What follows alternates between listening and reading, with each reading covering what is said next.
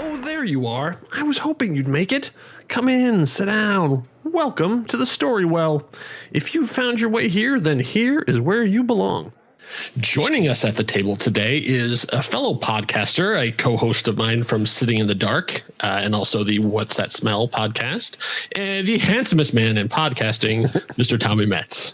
Hello. Thank you for having me. This is exciting, and I don't know what we're doing. I know. That's part of the fun. Yeah. So I guess just to get the ball rolling, I know that you are a horror enthusiast. Mm-hmm. So I guess my question for you is, how important do you think that backstory is for a good horror villain?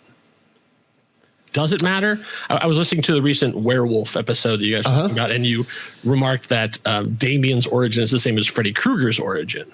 Right. So what is your opinion? Do you think it matters why they kill, or is it just how they kill? I'm really big into mythology. And so I really like when in horror movies that they set up rules, they follow the rules. Yeah. And as a result, then I like that someone has a backstory. I'm not as interested in just someone being crazy.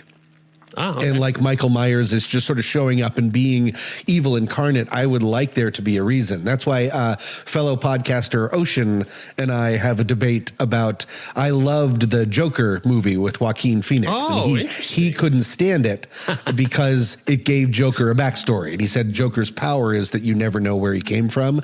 I disagree. I like the idea of knowing what the origins were, because usually then that informs the way that they do things. Why are they killing, why they kill in a certain way, what their powers are, what they can, what they can't do, sometimes is a result of what they've been through in their past. So I prefer that. No, I love when I say I like backstory in mythology, I do love some ambiguity also. Okay. So I like to have it both ways because there has to be some sort of mystery involved, because humans are weird and humans are mysterious, and no one is just a complete result of their past. Mm-hmm. There's also whatever sort of mix that you're putting in the sauce. That's not a phrase. And so, so I love the idea of fan theories. I think that's a lot of fun. Yeah, I think it can be done. It can be just like most stories. It can be done well, or it can be done poorly. I mean, we first meet Hannibal Lecter in Silence of the Lambs and are told a list of his crimes. Now, so you could read, Red Dragon and Dragon to see the start. Yeah. But then it seems like every time they go back earlier, it makes him far less interesting, because you get to Red Dragon and you're like, okay, he's still like a criminal doing cannibalism. But then you get to young Hannibal and it's like, and here's why he eats people. He only eats bad people. And you go, I think we've gone a little too far down. That's a good point. I'm starting to rethink my original thesis, because if you do explain everything, then you do rob the power of it and some of the mystery. So that's a good point. I think it can be done. Yeah. Did you ever watch the Hannibal TV series? I watched some of it. Yeah, I'm not a big fan of serial killer fiction in general. Got it. But I like Brian Fuller. Yeah. Creator of that. So I sort of got into the Brian Fullerness, but the more it leaned into the gorier, and it was pretty gross. Yeah, I'm not as interested in this. I keep meaning to circle back to that, but I also have children, and so there's not really a place where I can be watching that. That's not in a dark room with a locked door. In secret. Right. It's not the kind of show you want anyone walking in the room for. Exactly. Right. Yeah. Yeah, just that no one ever wants to hear, what are you watching? Exactly. Yeah. So, all right, cool. All right, well then, let's get to it. We're going to make up a story now. Okay. So, I'm going to be asking you a series of questions. There is no wrong answer. So essentially, it's going to guide us to how far we get before we start riffing and make something up. Okay. So the first question I'm going to ask you is: are these the same questions you ask everybody, or are these bespoke? Yes, but because they're under rankers, it could go anywhere. Oh. So essentially, the first question is format. So essentially, you have a choice. Either we can pick a format, like basically, do you want to develop a television show or a movie or something, or I can roll a die and see what the fates want us to do a story on. Oh, Are you leaning in any particular direction? I just finished watching season 5 of Fargo. Oh, yes. By the great Noah Hawley. Rough season, but amazing. And so what can I pick limited series? Yes, absolutely. Okay. Just because I've never done anything like that. And so that's fun. Okay. Limited series television. All right. I like it. Okay. Now for genres, same thing. I have a list of 19 genres or a wild card. So I can either roll a die, do that, or if you have a particular genre. I want to make this a game, so I would say roll the die. Okay. So we can, our first number is a 2, which is a political satire. Oh no. Okay. Now, would you like to do another genre? Like we also can add one in. So it's a political genre / thriller or / horror. Yeah, that's fun. Okay. Roll the other die. That is a 4. It is a thriller. Look at that. Oh, okay. Political satire that's also a thriller. So sort of maybe in a like a comedic Bourne Identity kind of. Right. Michael Clayton with laughs. Yeah. Okay. That way. Got it. Okay. So we can go from there, or if you'd like, I have something called the story engine, which can give us a plot. We can. It's worked both ways. So, like I said, there are no wrong choices. Right. We can either start riffing from this point, or I can give us a plot. I also can give us a plot, and we can discard it if we don't like it. Okay, let's do that then. There's no rules. Okay. All right. So let's see what the cards have in store. I will shuffle it to make sure I don't get anything similar to what I had last. What are these cards? So this is anything called the story engine. It's called story engine. Oh, I had the website and I don't have storyenginedeck.com. It is basically a tool you can use to come up with plots and ideas just to see sort of what it comes up with. So it'll give me essentially like a person, a thing, a location, a conflict, and then we'll have an aspect. So let's see. All right. So all right. So what we have now is a determined twin wants to end the power of a tower, but they will have to try something frightening and new. Okay. A determined twin. I would never. Yes, have if you want, we're allowed one swap. So if you want, the other choices for twin would be an imposter, a stand-in, or a doppelganger. Got it. They're sort of along that same sort of feel. Okay, imposter. I need to look at things sometimes. Okay. So a political satire. So a satire is comedy thriller. So there's a twin. Yep. Okay. Yeah. So the obvious limited series. You only have 6 episodes. You don't have to worry about extending this out for 100 episodes. Actually, we sold this to Netflix, so it's got to be 8. Oh, okay. And they have to be padded out. It has to be too long. Like the algorithm has told us. Yes, it would be a great 6. It's going to be a long 8. That's what we're doing. So I know one thing I don't want to do is it's not the president has a twin or the president has a doppelganger. We've already done that with Dave and I think something else. And that's and done well. Right, exactly. Like if something had been done poorly, then I would be like, let's redo it. Yeah.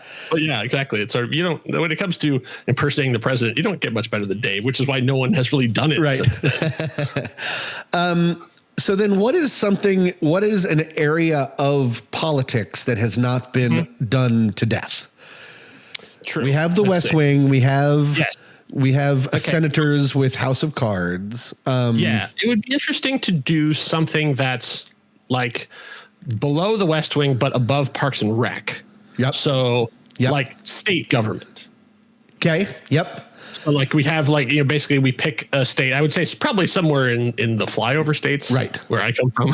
Sure, because no one really knows as much about them. Yeah, exactly. It's like and so I guess you kind of have with Yellowstone, you kind of have that cowboy. Yep. Thing, so we don't want to get into that. So more Missouri. Sure. Kentucky, sort of, you say stay above the Mason-Dixon line, so we don't have to get into like a lot of people with accents, right? Because I can't do accents. We're both in this, right? Okay, good. Yeah, of course. I guess we're going to do the leads. Okay, Kentucky. I like that because I don't know much about Kentucky. I'm vaguely afraid of it for no real reason. Sure. I feel like I would get beat up in Kentucky, and so that's fun.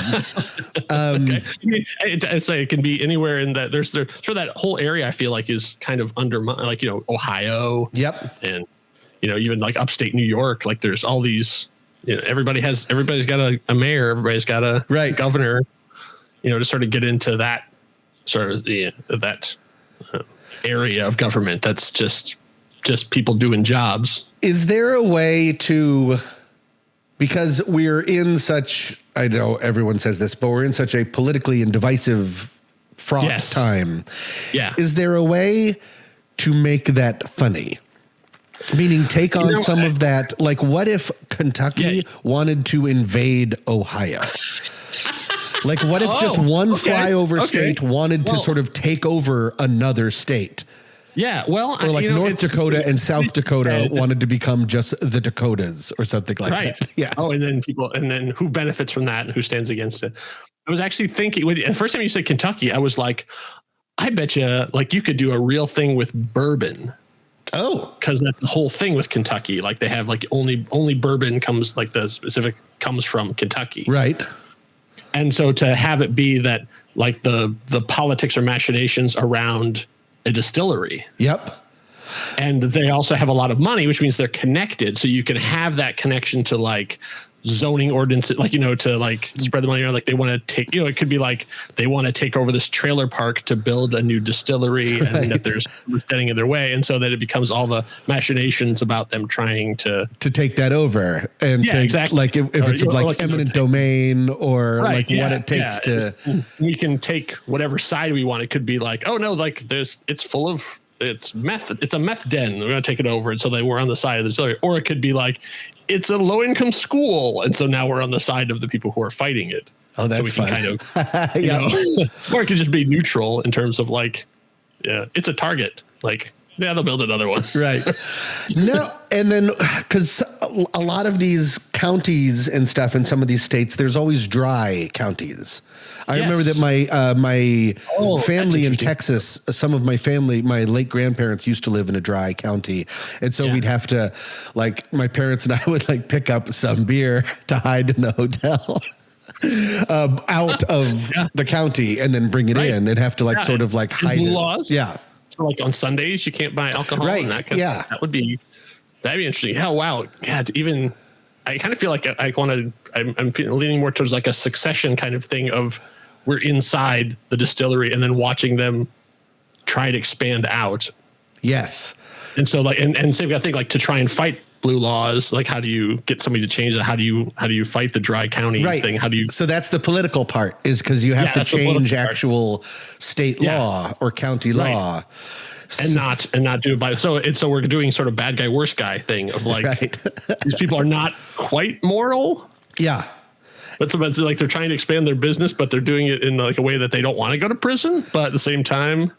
And so if we move away from twin and we instead replace twin with imposter, what if there is someone that it's like this long game where this old bourbon family that's been through generations, like the Daniels of the Jack Daniels, raise a child to get into politics just to try to eventually slowly take over all the dry counties and let them like push their bourbon or whiskey empire across and defeat other bourbon or whiskey people. There's got to be a rival distillery out exactly there. So that's he's the big corporate one, whatever the version of Coors. The crappy one, the Natty Light. On big bourbon. Like we're a homegrown family. Yes. Oh yeah, that could be a whole thing. Is that's all about the family for them. Right. So we have that like it's the close knit family, but then. We get like the Thor Loki thing where it turns out that their son that they've been raising to take over this thing it turns out it actually was adopted and not through legal means. Sure. That's exciting. So it turns out it wasn't like a whole like, it turns out that, your mother didn't want you, so we took you. It was sort of like, she wasn't aware that you lived. Right. It wasn't really that much of a choice versus a bait and switch. Okay. So then he is raised. So we get into like the evil, like the sort of the parents of, like they found an opportunistic nurse who was like, "Hey, just tell the girl that the kid it didn't died." work out, right? Yeah, and then yoink. They're like so it's an imposter, but at the start of it, our main character and male or female, I don't know, we don't know at this point, doesn't know, right? And they find out, and then maybe that's our inciting incident is they're about to take over this thing or to be now president or whatever it is to run this. And then they find out this thing that this family that has been seemingly, maybe cold, but at least like supportive, and they've been raised in a very well-to-do environment, suddenly aren't really where they're from. They're Kentucky white trash, right? And they just found out, but they've been raised as royalty, right? Having come from white trash, I say that with love. No, okay. I didn't detect any trash shade. I'm not disparaging, so that's fine. We're getting away from the politics a little bit. Well, yeah, I was thinking more or less of actual full-on politics and more like the politics of business. I see what you're saying. You want to sort of circle back into them having direct run-ins to local politicians. Well, because I like the idea of the dry county and trying to turn that around, because I don't know much about that. And I bet there's a lot of weird wheeling and dealing. I like the idea of a dry county being very seemingly moralistic and proper, and then seeing all of the sleaziness under it. Yes. That to keep a dry county, you actually have to be, and if it's dry, they're probably knee deep in something else. No one just lives a sin-free life. You will substitute your sin for something else. Right. It would be interesting to have a saloon like literally on the border of the county. Yeah. Yes. Like they have like the wall on the side of it is like like this is where the line is. Like there's literally a line on the floor. Or like a couple of tables are on that side of it. Right. Like the Bad Times at the El Royale. Right. Like it's cut in half. That's funny. That reminds me of because I grew up in Colorado, and right over the border on any direction you would go would be all the fireworks stands. Yes. Because fireworks weren't allowed. Because I grew up in Indiana. Okay. Indiana wouldn't sell fireworks, but Michigan would, and I lived on the border. So like literally on the border, there was a road called State Line Road. Yeah. There was all these stands that would pop up on the 4th of July and New Year. You just walk over there and then buy your stuff and then bring it back.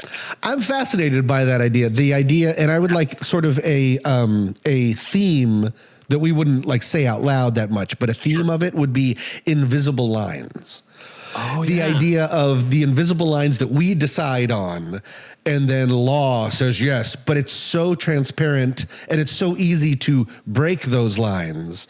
I would like that, because that could be familial lines, political lines, law and order lines, all of that. The idea that we just lines because we draw around ourselves, the lines that people draw around us. I would like that to be sort of like the theme under everything, because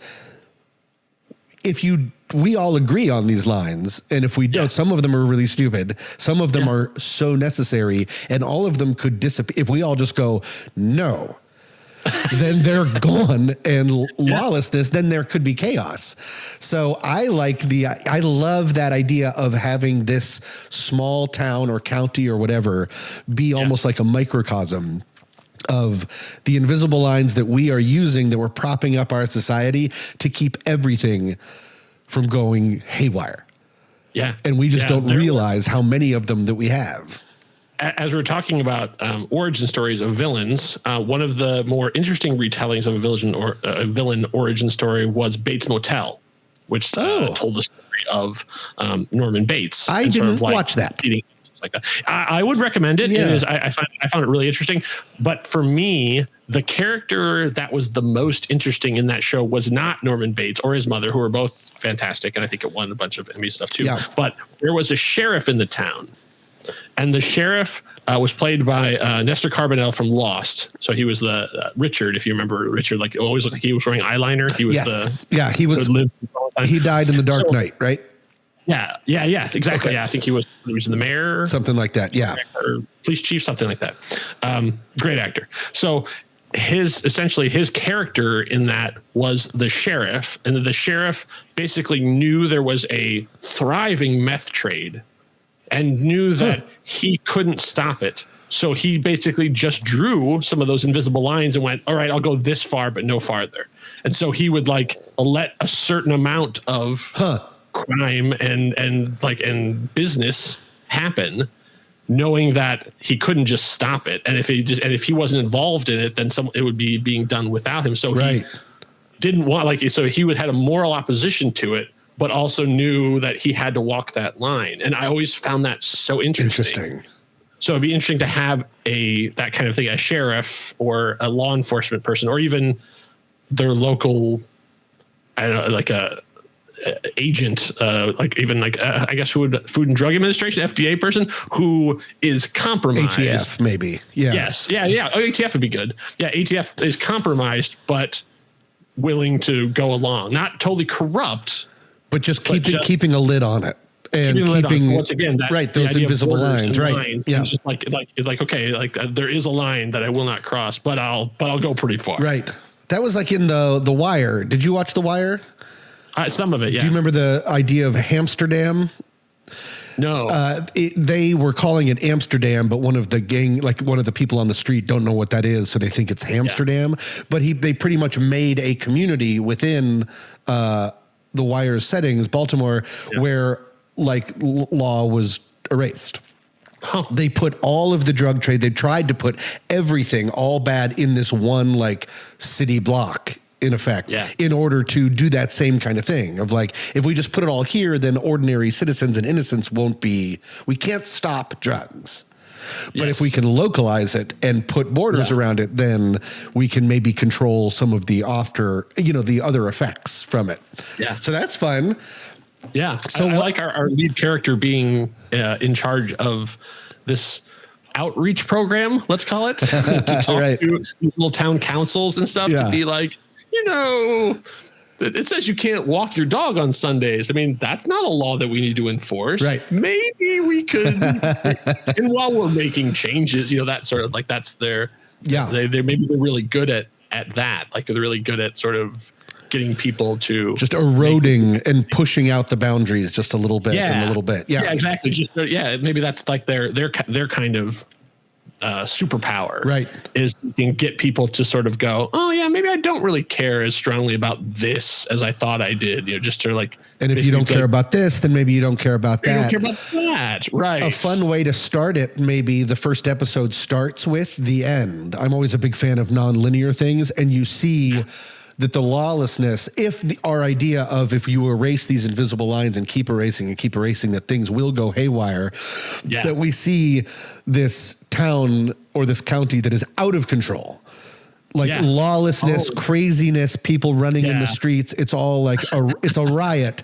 And then goes bunk, and it says 2 years earlier, and it's this beautiful dry county. And the series as you see it break down step by step by step. And it all starts with wanting to make a dry county not as dry. Yeah. And that's really good. Through politics, through law, ordinance, all those kind of things, both town and state. That you can watch, that it's a domino effect. That could be fun. Yeah, I like that, and especially to keep back to what we originally were hired by Netflix to do, which is a 6-episode series. 8. Yeah, localizing it in terms of not this is what they always do, but this is what is happening now. Right.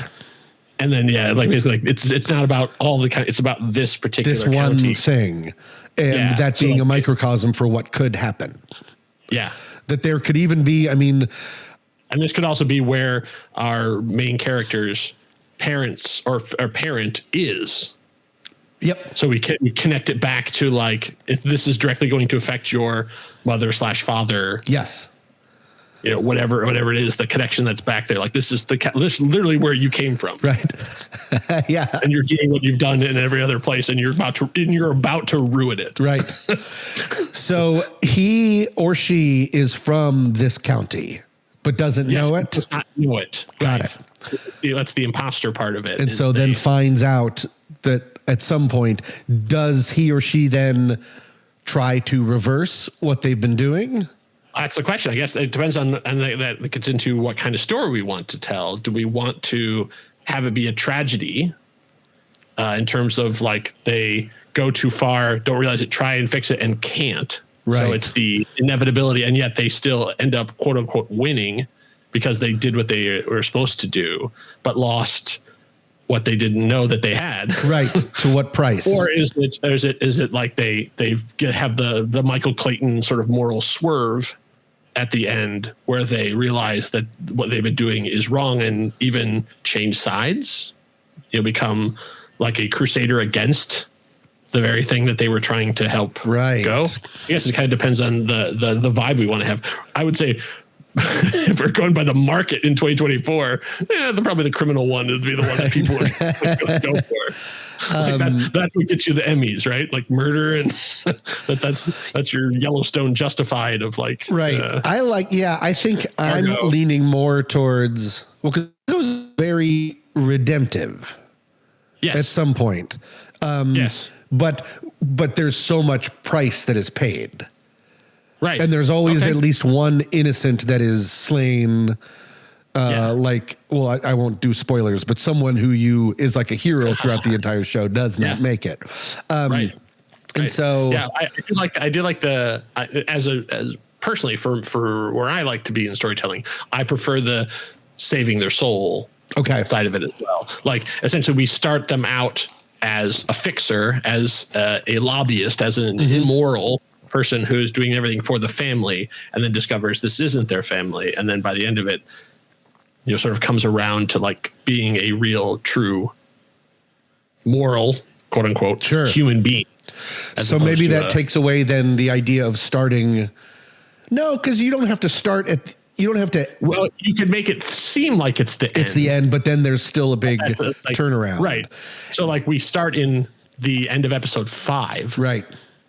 And you think this is where it's all going to, it's all gone to hell. Right. So, you could basically, it's let's say Altamont. So it's a festival full of bikers. Right. Everything goes terribly wrong. It's the launch of whatever this newest distillery opening up. Free alcohol for everyone. Right. How could that go wrong? Well, we hired bikers as security guards. Like, they're tough, right? Yeah. I don't see any problem here.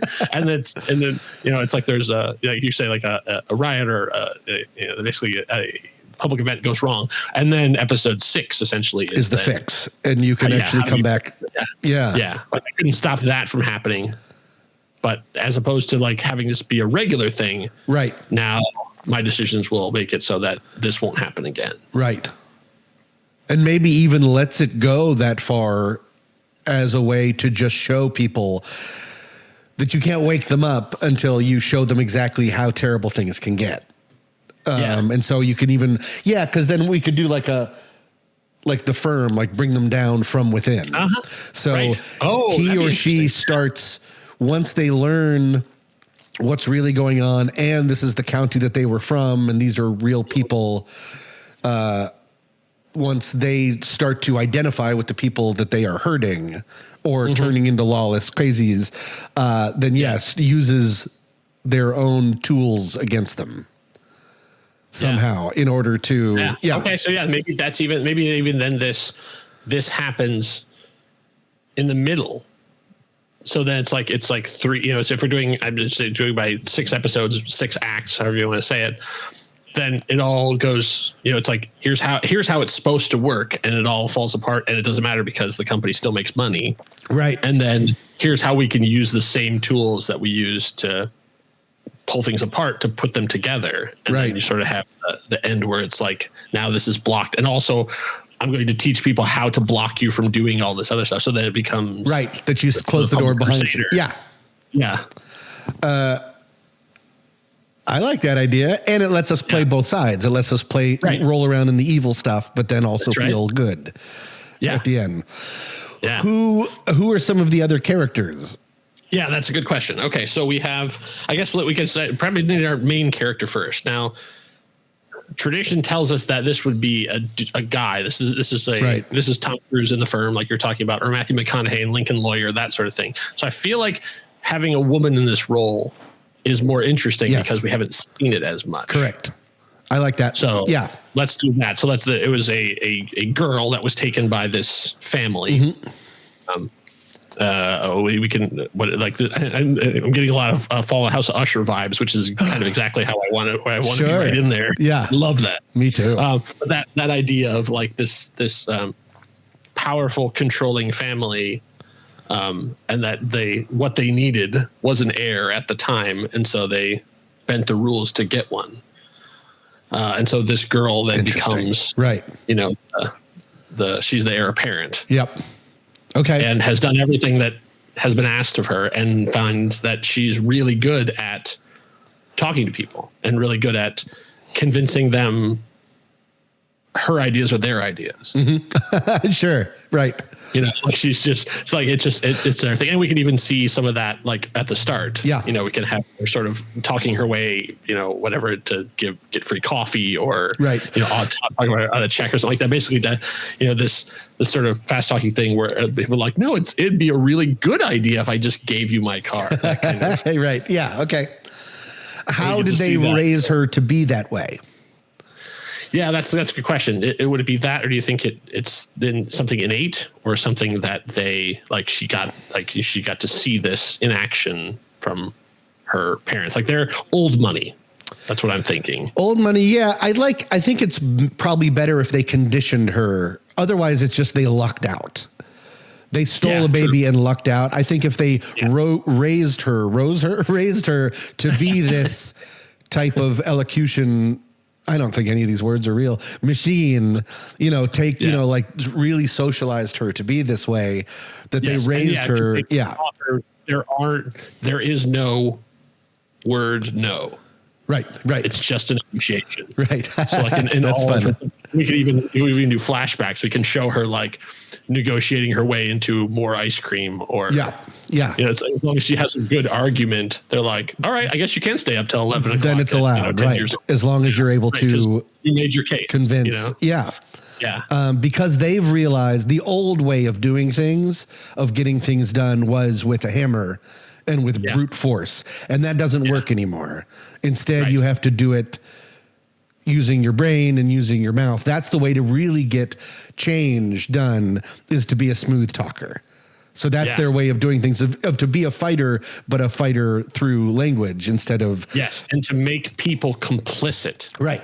Yes. Correct. It's not just about writing a check. It's about like getting them also invested. So by the time they realize they're in too deep. Right. Then because if you force someone to do something, they're always going to resent it and look for a way around it. If you convince someone to do something, that's a change that you've made for life. And that's how to do real things. Okay. Yeah. That's cool. Yeah. And that's how you get in there. So, okay. So we've got mom and dad, and we've got this woman. And I'd say what do you think? She's probably in her like 30s. Like at what point?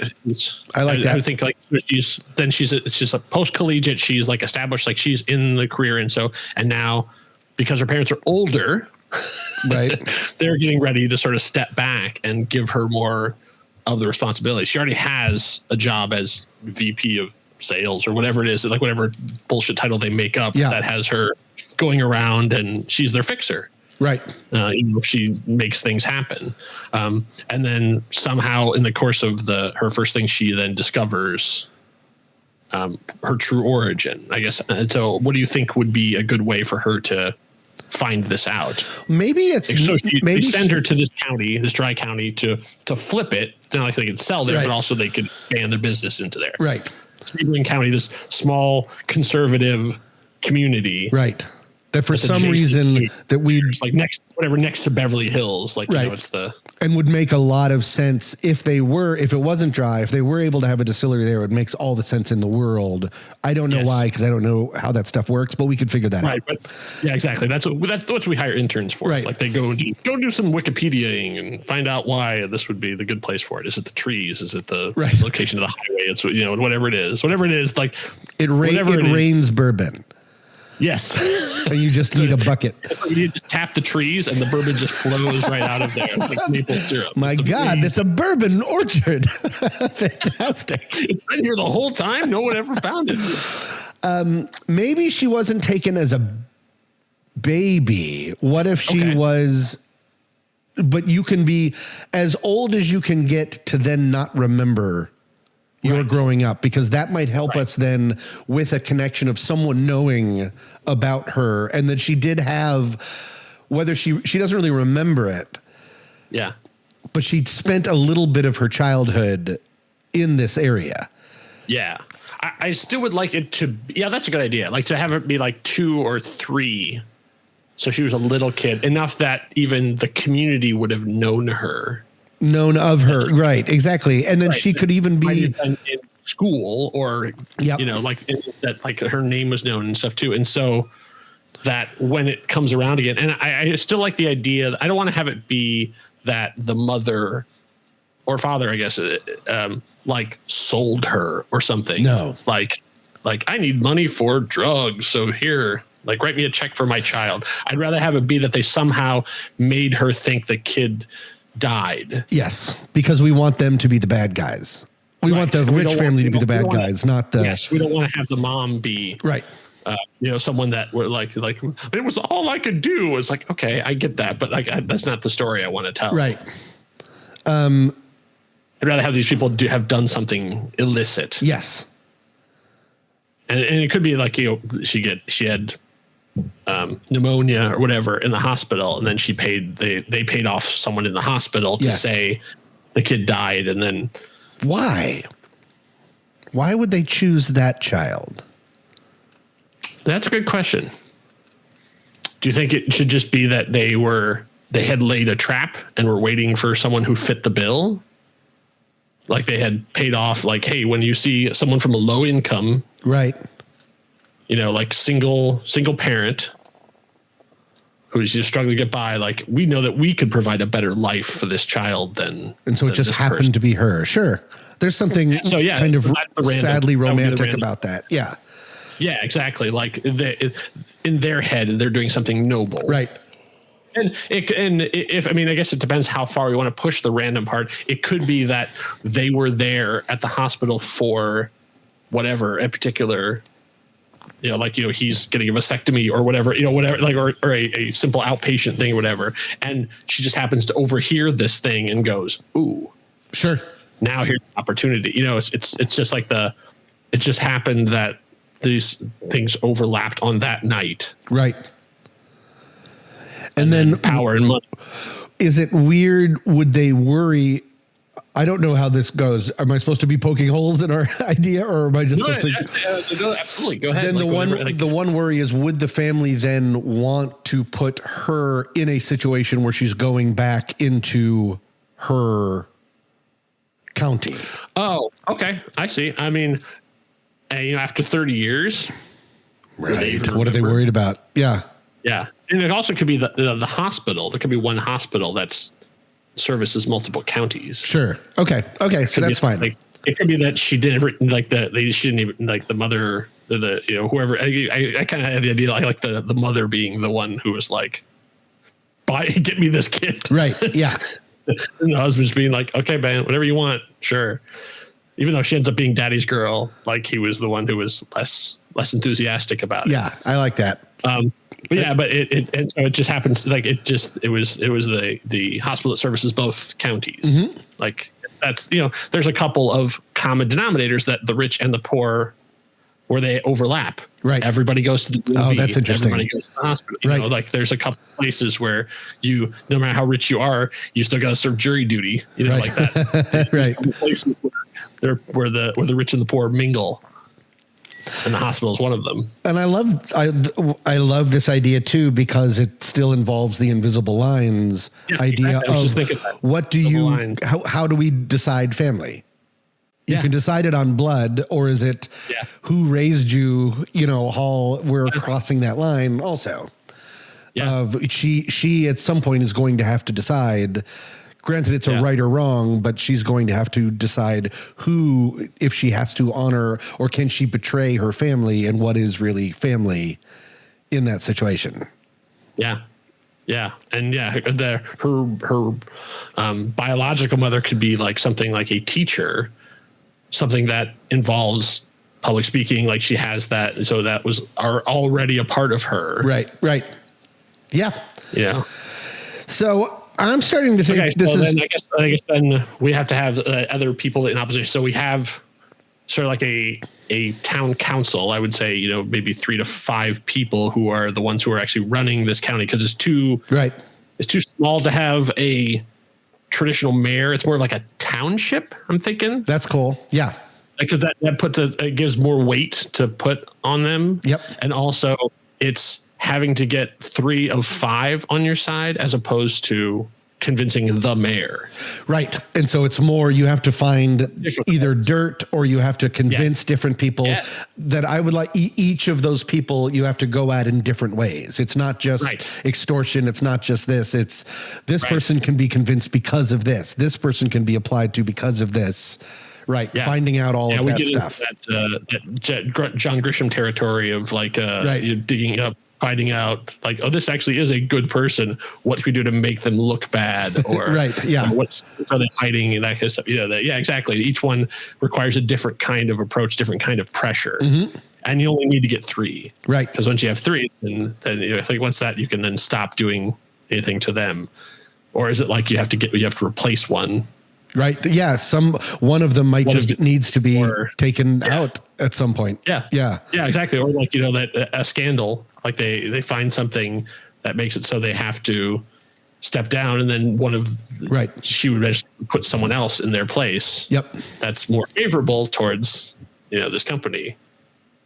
I like that. I also like the idea that because it's a distillery, you can have sort of that. You could have billboards all over the place and delivery trucks with the logos on the side. Mm-hmm. And so, and they're a big employer, but then also they have like polluted the river, and it's also a civil action. Right. Exactly. All this other stuff that goes on, but they're still the biggest business in town. Yeah. I want to change up one thing. I think now, and I don't, did we decide? Oh, we decided limited series. I think it should be, I don't think the market will like this, but I think it should be 2 seasons.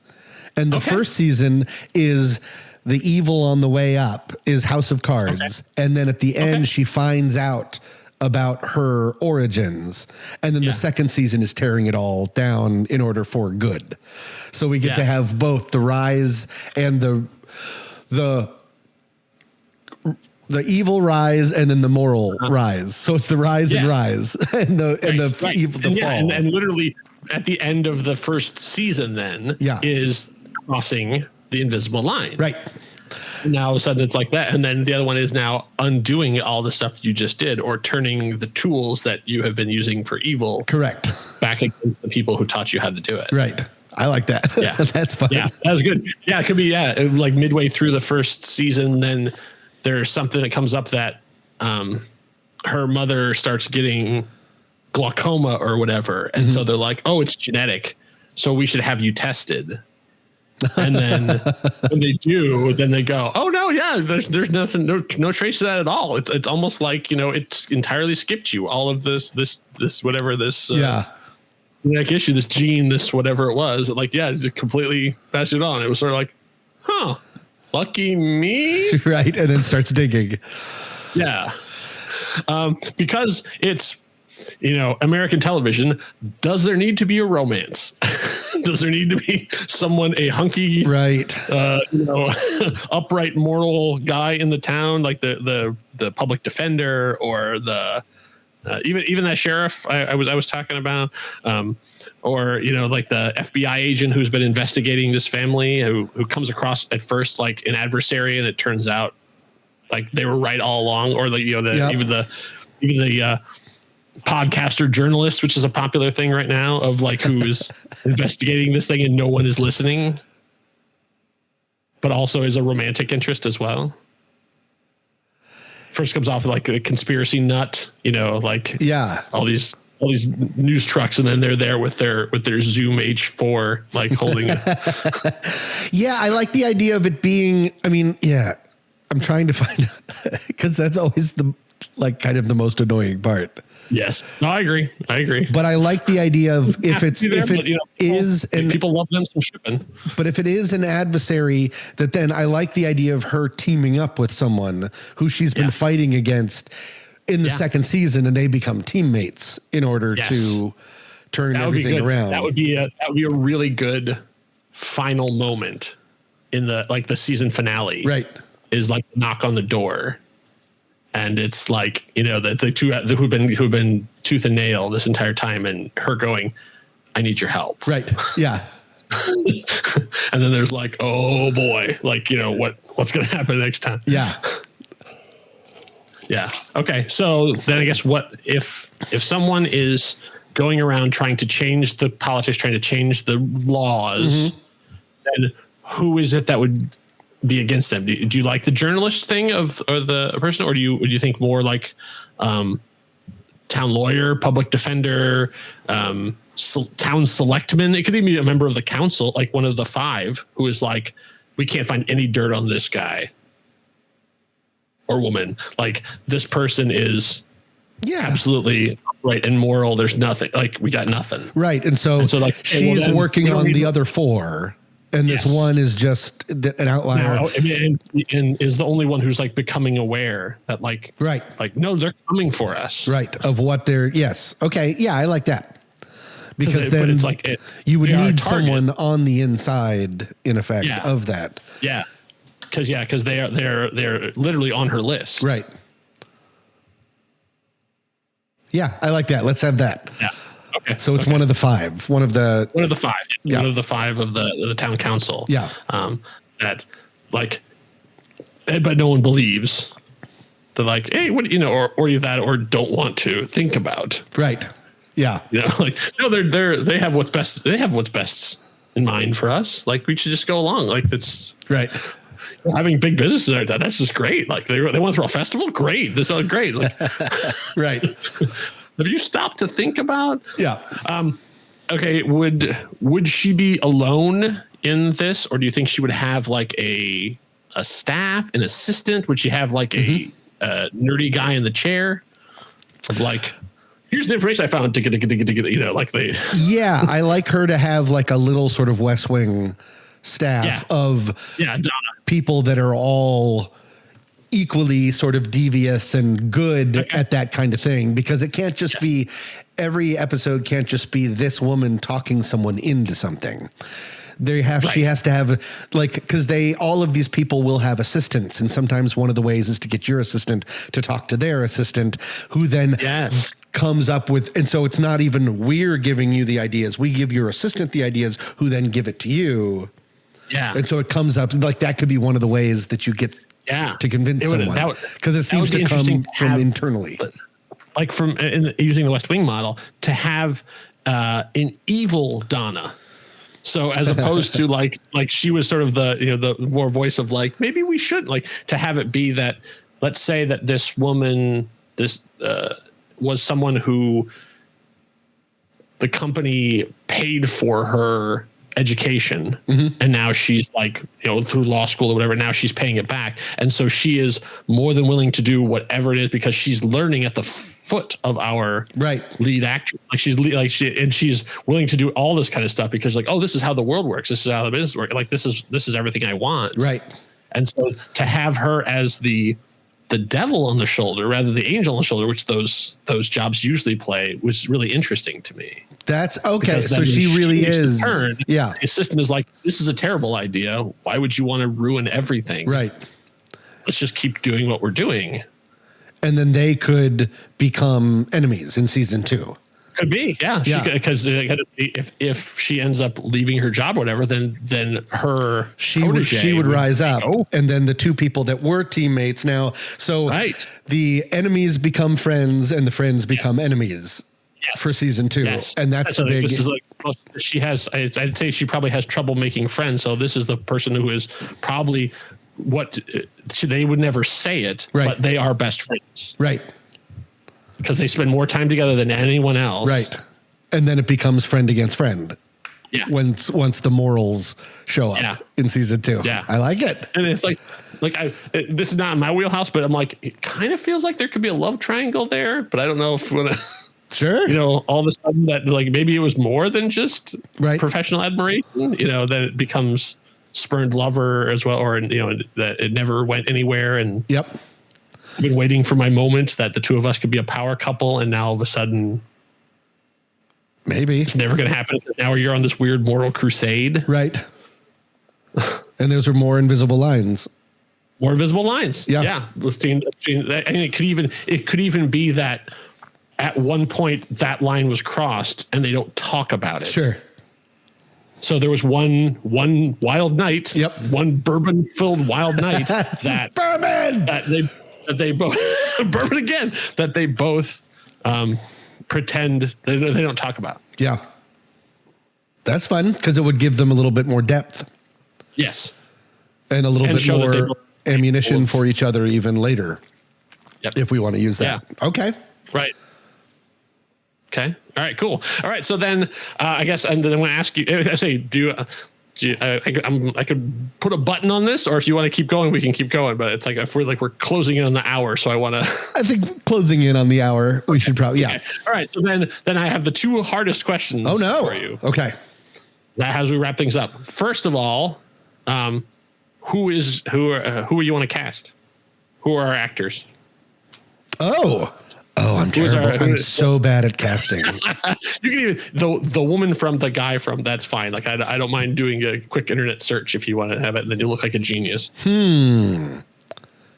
I have to answer, or do we come up with it together? We can have the conversation about it. That's fine. That's everyone I think of is too old because like every actress I think of, oh, you would be great. I'm like, oh, right, they're too old for that thing. But like, I would say for the mother, the matriarch, I think like an Annette Bening is good. She's of that age, and she also has that power and can also play a little bit more darker, like evil. I like that. That's great. Why not get Warren Beatty since we're right there? I mean, like he's right there. Sure. have a whole Bugsy reunion. Yeah. Right, exactly. A Bugsy reunion. Yeah. Nothing wrong with that. Who would be the lead? I love that question.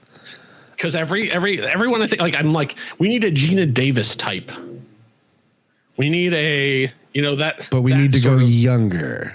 Yeah, we need a Tia Leone type. But I'm like, oh man, all these actresses are like in their 40s and 50s. Like, who is in that sweet spot? I have to do what I do. Like, I have to look at we need a Sarah Paulson, but Sarah Paulson is now probably older than what we're looking for now too, which is unfortunate.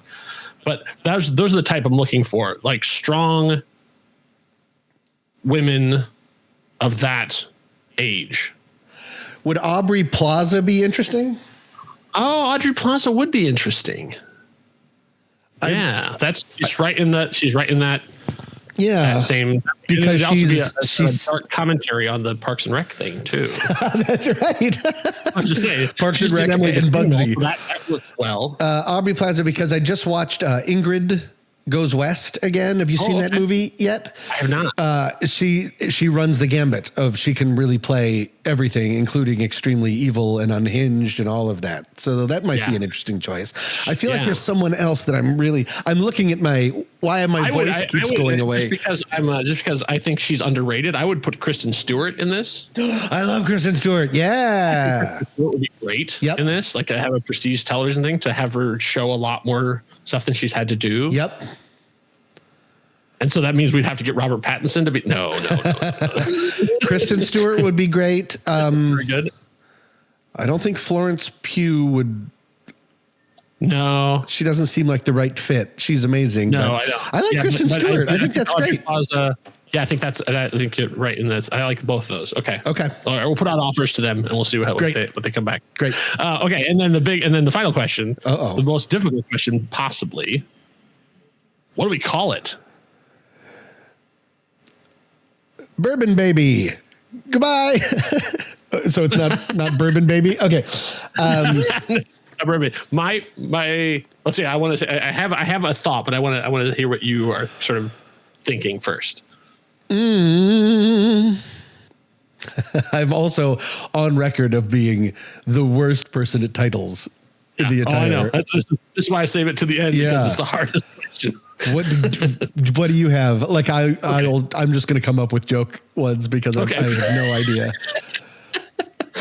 Whiskey drinkers. Yeah. My first thought was distilled because it has that high class alcohol sort of feel to it, and it has that nice one word thing that marketing people love. Right. What does that mean? What does distilled mean? It's something about taking the alcohol and it's a part of the process. Let's look up the definition. Yeah. Purify by vaporizing it, then condensing it, cooling it, the vapor, and collecting. Okay, so distill. Oh, because it also has extract the essential meaning or the most important aspects of. So it's also a double meaning. I like that. Distill or distilled. I like that. Yeah. Okay. All right, cool. You did it. Well, there we go. We did it. You're the best at your game. I'm only as good as the people that I get to do this with, because if it was just me sitting here making up stuff, it would go a whole different direction. Right. That's what I love about doing this. So, all right. So then there we go. We have distilled our limited series, prestige. We've already getting offers from FX. I mean, it's going great. However, because we are in the entertainment business, we are giving it away. So essentially, this is a idea that we are giving away to anyone who's listening. So this is a Creative Commons attribution. Just let us know what you do. So now your story, take it away. Write whatever you want. Yep. Write a pilot. Write a short story. Put it up on AO3, whatever you want, and then all we ask is that you bring it back so we can read it for ourselves. Right. We want to see what you. And, feel free to change whatever you want. It's your idea now. Yes. So I like it. All right. Well, thank you for coming to down the table with us, Tommy. This was a lot of fun. I was a little bit nervous because I didn't know what to expect. And this is the most creative I've been today so far. And so I didn't know if I'd have anything to say, but this was a lot of fun. Thank you. Well, hopefully you can take back some of that creative energy that we've created and sprinkle it through the rest of your week. Yeah. Or I'm just going to go drink a bunch of bourbon. One of the two. Well, the stories won't write themselves, so back into the world we must go. If you'd like to hear more from Tom Metz, he's got his own shows out there. You'll hear him as the co-host of What's That Smell, a sometimes funny anxiety podcast, or on Sitting in the Dark, discussing our favorite horror films. Those, alongside my audio drama, The Swashbuckling Ladies Debate Society, are all available in your podcatcher of choice. Thank you for stopping by. If you're in this part of the world again, there will always be a place for you here at the Storywell. Now, go tell your story.